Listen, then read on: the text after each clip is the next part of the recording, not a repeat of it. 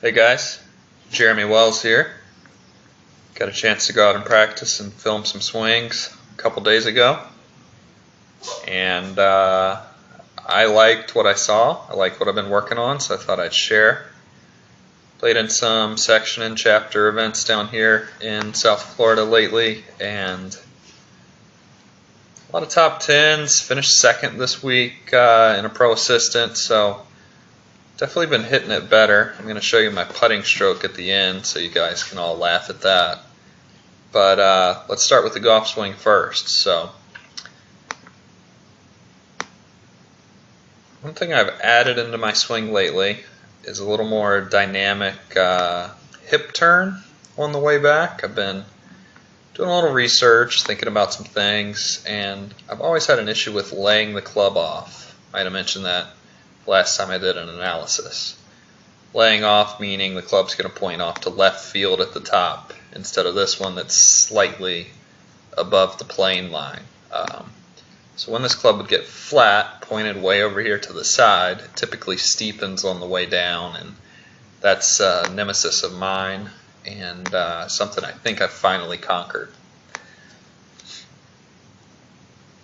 So you'll see a lot of things I prefer and a lot of things I teach here at the top.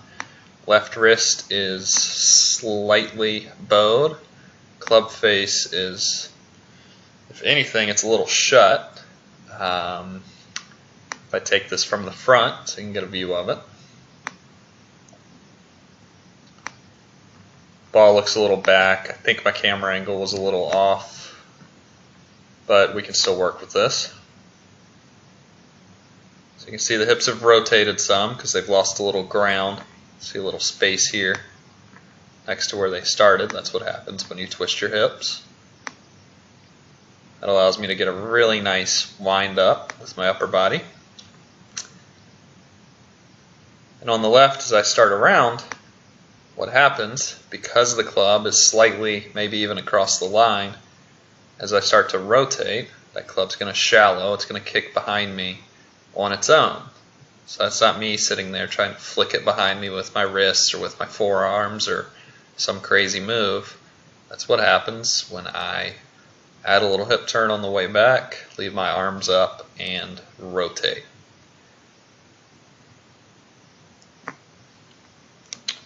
On the left, talked about this in the last video I did. My goal here is to sit into my right leg and start to rotate. My goal is not to slide, it's not to push off my back foot, it's to flex into my right leg and start rotating.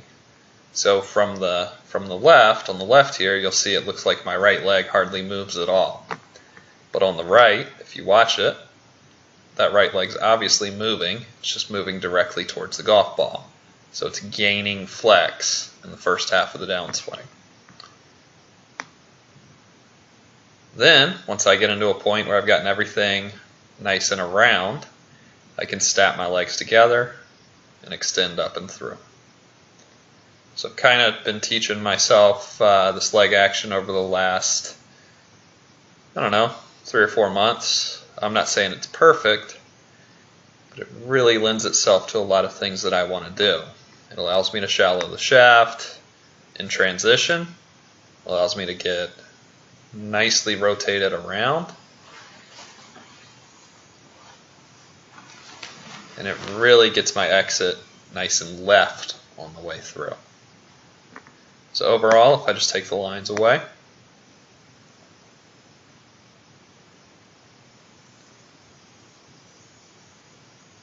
it's not that often I look at my own swing and think, wow, that's actually pretty good. But for a few weeks now, off and on, I like what I have going on. I think this is a pretty nice frame when you see the entire backside of my left leg. You see my entire back.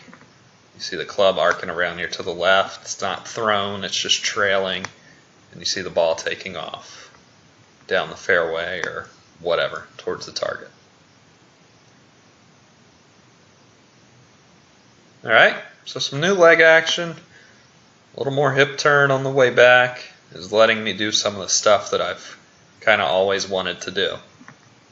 Ideally, this swing on the left right here, you'll see a moment after impact right here. My left knee stays bent just a little bit. It doesn't quite straighten up. Everything doesn't quite snap together. So there's a little bit of chase. It looks like my right arm kind of rolls over my left. I think if my left leg was to snap a little straighter, everything would squeeze together a little sooner. It would look better, but in terms of hitting the ball, I don't know. I think it's alright. Just to compare it to a random swing, this was September. Nice hat. You'll see me really trying to shallow that club with my elbow, with my arms. I'm shallowing it, but you'll note I'm really driving my right arm in order to do that. So while it gets the desired effect, that's a little harder motion for me to manage.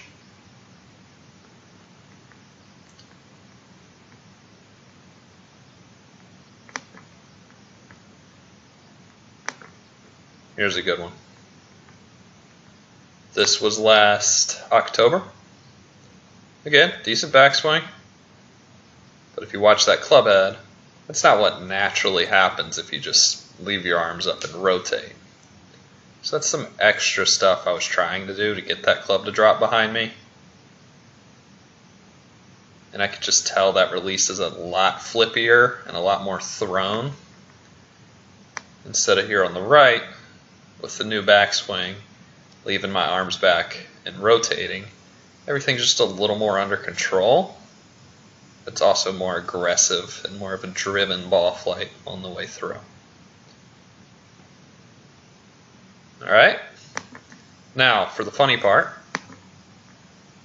the way golf goes, I've had all this fun learning new swing stuff. And of course, I can't make a putt. So I go out and I film my putting stroke on our little turf putting green. This is like a 6-footer. And this is what it looks like. And I was working on one or two little things.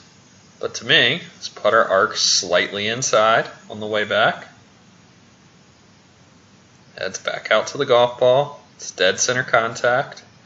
And it's going to arc slightly around on the way through.